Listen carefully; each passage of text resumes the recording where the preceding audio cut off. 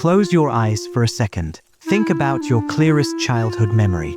The one you can see perfectly. The sounds. The way the air felt on your skin. You can taste it. You'd swear on your life that it happened exactly the way you remember it. That memory is fiction. Not all of it. Not even most of it. But pieces of it. Important pieces. Your brain has been quietly rewriting that memory every single time you've recalled it. And the worst part?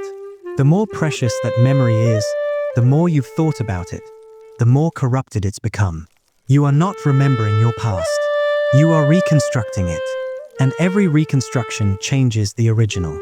Your memory is not a video recorder. It's a storyteller with a terrible habit of embellishing details.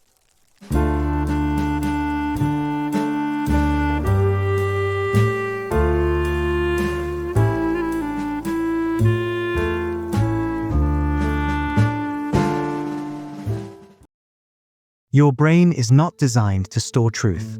It's designed to keep you alive. And those two goals are not the same thing. Inside your skull sits the hippocampus. Tiny, seahorse-shaped. And it is not an archive.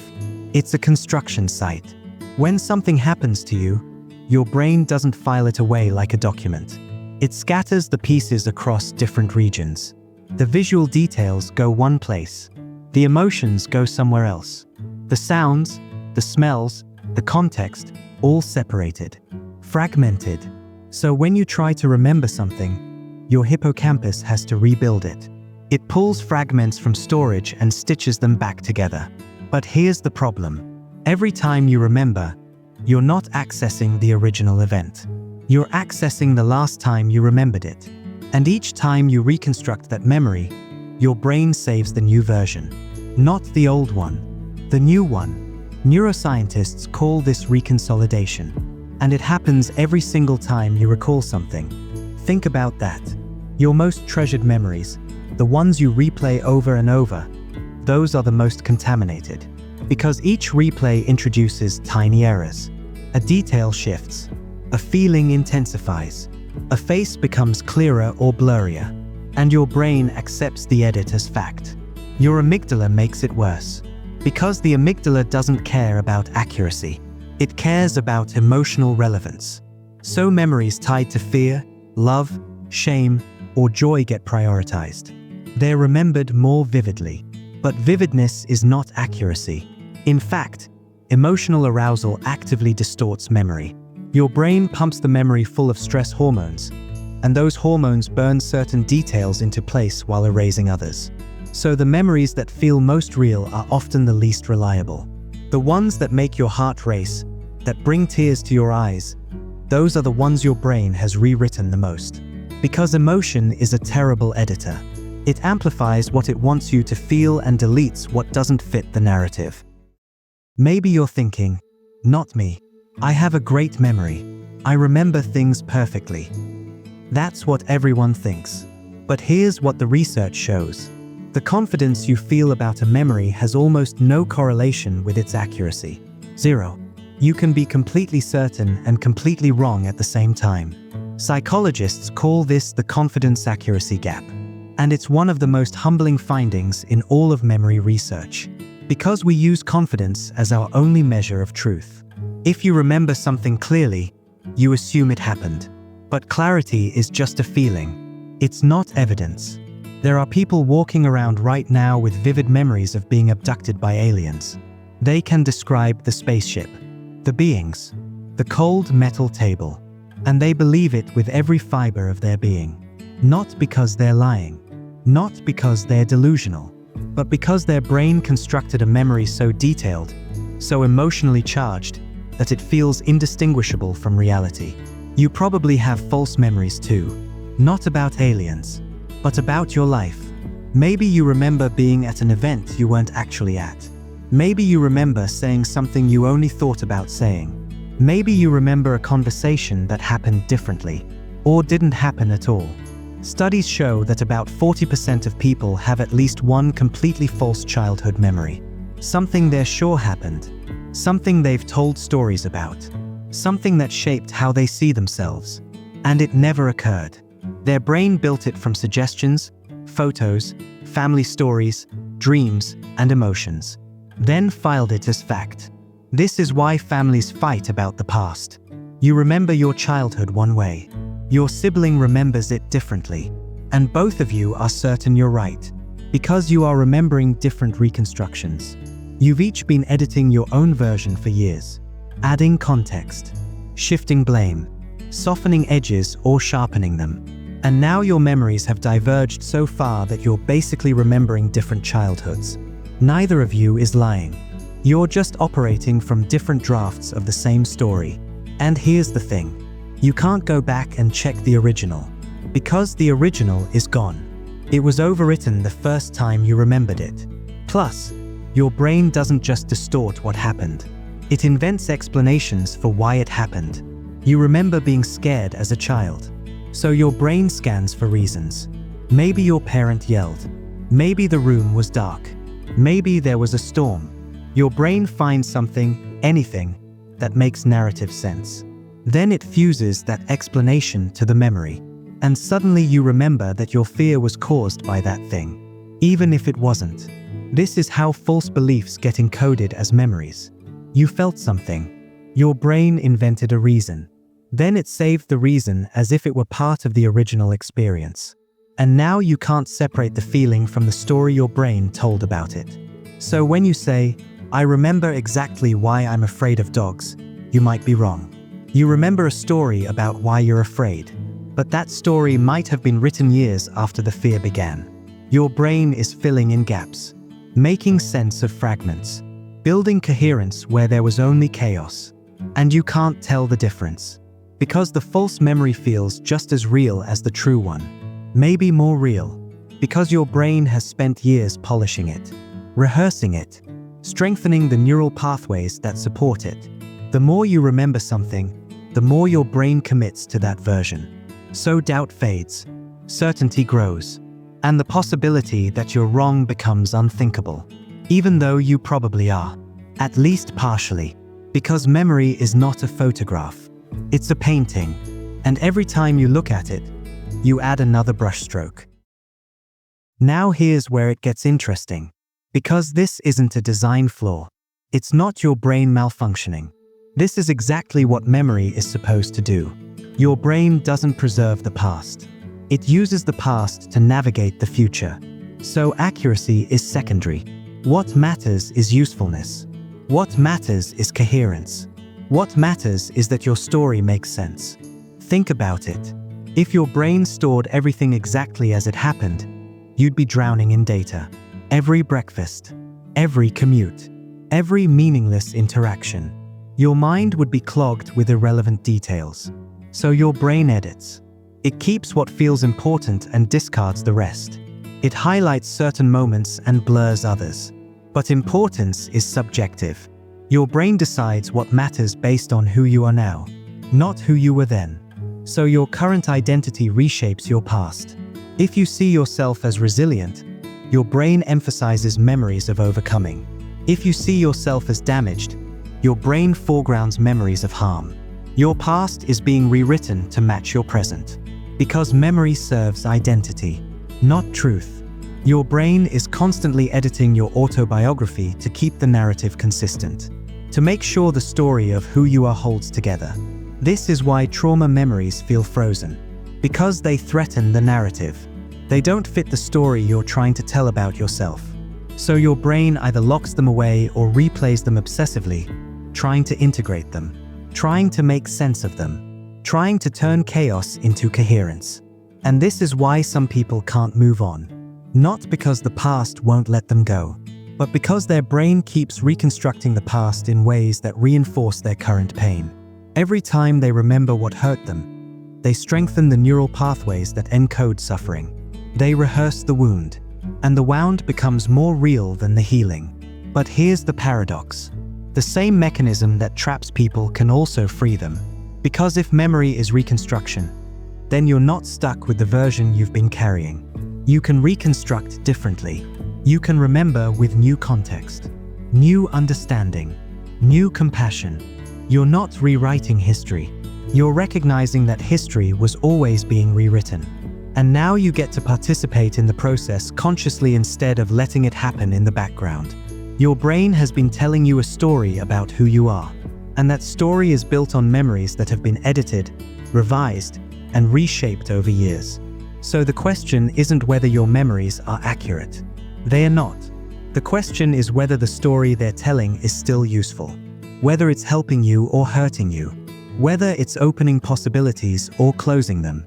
Because your past is not fixed. It never was. You've been living with a rough draft this whole time, and rough drafts can be revised. This doesn't mean you deny what happened. It means you stop treating memory as gospel. You hold it lightly. You recognize that your current feelings about the past are shaping your memory of the past, and that means you have more power than you thought. So what do you do with this? How do you work with memory when you know it's unreliable? First, recognize when you're in reconstruction mode. Notice the feeling of certainty. That voice in your head that says, "This is exactly how it was." That's the signal. Because certainty about memory is usually false confidence. The more sure you are, the more suspicious you should be. When you catch yourself replaying a memory over and over, pause. Ask yourself, what am I adding to this? What details feel sharper now than they did before? What emotions have intensified? Because each replay is an edit. And if you're not careful, you'll edit yourself into a corner. You'll construct a version of the past that makes your present suffering feel inevitable. And that's a trap. Instead, try the witness perspective.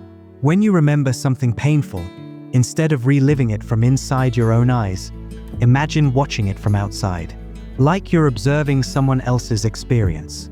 This activates different neural pathways. It reduces emotional intensity, and it allows you to see details you missed when you were drowning in feeling. The witness perspective doesn't erase the memory. It recontextualizes it. It gives you distance. And distance creates space for new interpretations. Space for complexity. Space for the possibility that what felt like annihilation at the time was actually survival. Second, build external anchors. Your memory is unreliable, so stop relying on it exclusively. Write things down. Not just facts, but feelings. Context. What you were thinking at the time. Because future you will reconstruct that moment differently. And having a written record won't give you the truth, but it will give you a point of comparison. You'll be able to see how your memory has drifted, how your narrative has shifted, and that awareness alone is valuable. It reminds you that memory is fluid, that your story is being rewritten, and that you're not betraying yourself by questioning your own recollection. Third, stop fighting with people about who's right. Your sibling remembers it differently. Your ex remembers it differently. Your parent remembers it differently. And you're all partially right and partially wrong. Because you're all working from reconstructions, edited versions, personalized narratives. The goal is not to win the argument. The goal is to understand that multiple realities can coexist. That memory is not a competition. That everyone's brain is rewriting the past to serve their present needs. And that includes you. So instead of insisting on your version, get curious about theirs. Not because they're more accurate, but because their reconstruction reveals something about how they see themselves, about what they needed the story to be. And that's useful information, even if it contradicts your version. Fourth, practice memory humility. Hold your past lightly. Treat your memories as possibilities, not certainties. Say, "This is how I remember it," instead of, "This is what happened." That small linguistic shift changes everything. It acknowledges the gap between experience and recollection, between event and reconstruction, and it protects you from building your entire identity on a foundation that's constantly shifting. Because if you base your sense of self on memories that are being rewritten, you'll always feel unstable. You'll always be defending a version of the past that doesn't quite exist. But if you accept that memory is fluid, you can stop clinging so tightly. You can let the story evolve. You can integrate new information without feeling like you're betraying yourself. Because you're not rewriting who you are. You're recognizing that who you are was always in motion. Finally, use this knowledge as freedom. You are not imprisoned by your past. Because your past is not a fixed entity. It's a narrative under construction. And narratives can be edited. Not to lie, not to deny, but to include perspectives that were unavailable to you before. Maybe the person who hurt you was also hurting. Maybe the thing you thought destroyed you actually taught you something. Maybe the version of yourself you've been mourning never existed in the first place. It was just a story you told, a reconstruction you built from fragments and feelings. And if that story is no longer serving you, you can let it go. Not by forgetting, but by remembering differently, by reconstructing with compassion instead of condemnation, with curiosity instead of certainty. Your memory is not a museum. It's a living document. And you are the editor. This doesn't make your past meaningless. It makes it flexible. It gives you permission to stop defending a version of events that might not even be accurate. To stop carrying a story that's crushing you under its weight. Because here's the truth. You are not who you remember being. You are who you are becoming. And who you are becoming gets to decide what the past means. Your brain has been rewriting your history since the moment it happened. Every memory is a draft. Every recollection is a revision. And the story you've been telling yourself about who you are, where you came from, and what you're capable of, that story is being rewritten right now, in this moment, as you hear these words. So the question is not whether your memories are real. They are, but they're real as reconstructions, as interpretations, as narratives your brain built to help you survive. And survival is not the same as truth.